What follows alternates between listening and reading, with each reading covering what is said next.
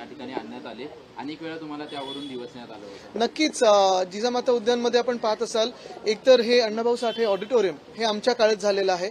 Penguin आणले, त्याच्यातून revenue महापालिकेचं किती वाढलंय ह्याची तुलना जे चित्ता आलेत त्याच्याबरोबर करा आणि मग कोण कोणावर काय बोलतंय हे बघायला पाहिजे. महापालिकेचं तुम्ही बोलता आहात त्याच महापालिकेच्या 2000हून अधिक जास्तीच्या एफडी ज्या आहेत त्या तोडण्यात आलेल्या माहिती नाही. आपण एक पाहिलं असेल, मी हे नेहमी सांगत असतो की 1997 मध्ये आर्थिक तूट इथपासून सुरुवात करून साधारणपणे 2022 पर्यंत 92,000 कोटीचे सरप्लस फिक्स डिपॉझिट हे आपण निर्माण केले होते आणि ते सगळे फिक्स डिपॉझिट आपण प्रत्येक बजेटमध्ये प्रत्येक अर्थसंकल्पात दाखवायचो कुठच्या प्रोजेक्टला लिंक आहेत. मग कोस्टल रोड असेल, GMLR असेल, सिवेज ट्रीटमेंट प्लांट असतील, पेन्शन फंड असेल, हे सगळ्यात दाखवायचो. आता जी परिस्थिती उद्भवलेली आहे मुंबईवर, आपण पाहतोय की गेल्या 2 वर्षात साधारणपणे 2 लाख कोटी एवढी आर्थिक तूट ही निर्माण झालेली आहे, कमिटेड लायबिलिटी निर्माण झालेली आहेत. मागच्या वर्षी देखील रस्त्याचा घोटाळा असेल, ह्या वर्षीचा असेल, सॅनिटरी पॅड वेंडिंग मशीनचा स्कॅम असेल, हे सगळे स्कॅम जर घेतले आपण तर हे पैसे कॉन्ट्रॅक्टर्सच्या खिशात गेलेत, पण अजूनही एक सुद्धा रस्ता पूर्ण झालेला दिसत नाही, एक सुद्धा काम पूर्ण झालेलं दिसत नाही. मुद्दा हाच राहतो की हे सगळं जे ओझं आहे ते मुंबईकरांच्या खांद्यावर येणार आहे. आता सणांना सुरुवात होते आहे, पहिला सण गोविंदाचा येतोय. तुमच्या वरळीतल्या जांभोरी मैदानामध्ये भाजपनं पुन्हा एकदा दहीहंडी उत्सव ठेवलेला आहे. कुठेतरी दिवसण्याचा प्रयत्न नाही काय, एवढे पैसे इलेक्ट्रल बॉन्ड मधून कमवलेत, कुठेतरी खर्च केला पाहिजे. तर आनंद आहे, ते लोकांच्या मध्ये तरी जातो तो पैसा. पण एकच आहे, आपण पाहिलं असेल गेल्या 2 वर्षात त्याच्या आधी जे आम्ही जांभोरी मैदान नीट करून घेतलेलं, मग स्प्रिंकलिंग मशीन असतील, रेन वॉटर हार्वेस्टिंग असेल, क्रिकेटचं पिच असेल, वयस्करांना बसायला सिनियर सिटीझन कट्टा असेल, ह्या सगळ्याला पूर्णपणे वाट लावण्याची हे कार्यक्रम भाजपने गेल्या 2 वर्षात घेतलेत. स्थानिकांना खूप याच्यात त्रास झालेला आहे. आता आम्ही काही बोलू इच्छित नाही, पण स्थानिकांना माहिती आहे हा पूर्ण त्रास जो होत आहे तो कोणामुळे होत आहे आणि तो आम्ही सरकारानंतर त्याचं नक्कीच दखल घेऊ. अफजल खानाचा देखावा जो आहे तो त्या ठिकाणी विशेष आकर्षण ठेवलेलं आहे. जांभोरी मैदानामध्ये दहीहंडीचं आयोजन करण्यात म्हणजे भाजपबद्दलच बोलतात, जे अफजल खानासारखे चालून येतात महाराष्ट्रावर त्यांच्याबद्दलच ते बोलत आहेत. पंतप्रधानांची जेव्हा बीकेसीला सभा झाली होती तेव्हा ते म्हटले होते एफडी ज्या आहेत त्या साठवून ठेवायच्या नसतात तर त्या विकासाच्या. नाही बघा काय आहे ना की आज देशाची आर्थिक परिस्थिती काय बघा, डॉक्टर मनमोहन सिंग साहेब असताना काय होती आणि आज काय होती, तर कुठचं इकॉनॉमिक्स पाळायचं तुम्ही. आणि महाराष्ट्रात आपण पाहिलं असेल जे आमचा कार्यकाळ होता, उद्योग येत होते, सामाजिक काही गडबड झाली नव्हती आणि अर्थचक्र कोविडच्या काळी बंद पडलं असताना देखील मॅग्नेटिक महाराष्ट्रासारखे कार्यक्रम घेऊन आम्ही इन्व्हेस्टमेंट आणत होतो.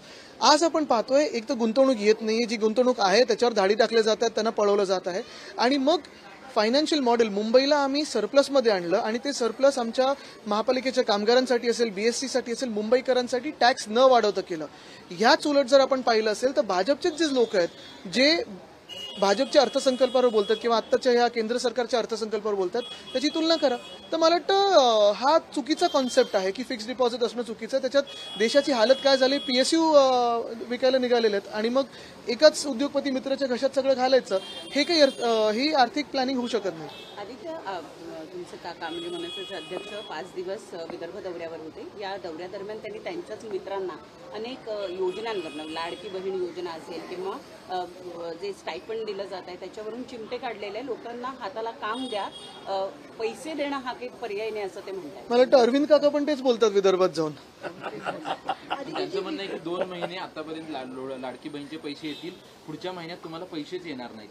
आता मी काही त्याच्यावर बोलतो. वरळी विधानसभेमध्ये ज्या पद्धतीत मनसे नेते संदीप देशपांडे हे निवडणूक लढवणार अशी चर्चा आहे, त्यांची तयारी देखील सुरू आहे. तिथेच अजितदादा गटातले आमदार अमोल मिटकरी यांचे देखील काही बॅनर्स लागलेले, ते देखील निवडणूक लढणार असल्याची चर्चा सध्या. नाही, महाराष्ट्रात 288 सीटवर असं होणार आहे.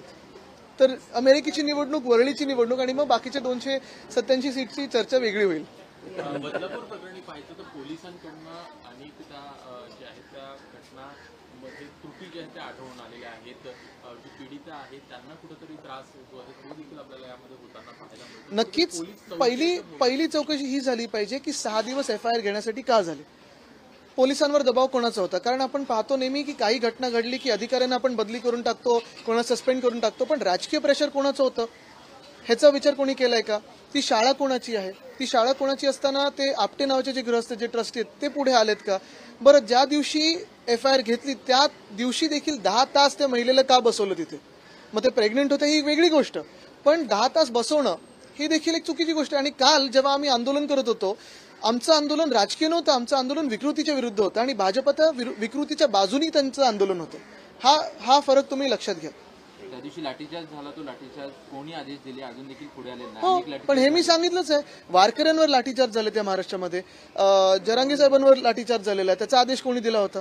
मग कालचा परवाचा जो लाठीचार्ज होता, बरं 300 लोकांवर तुम्ही लगेच गुन्हे दाखल करता, पण ज्यांनी मोलेस्टेशन केलं त्याच्यावर गुन्हा दाखल करण्याची हिंमत नव्हती. ठीक आहे, थँक्यू.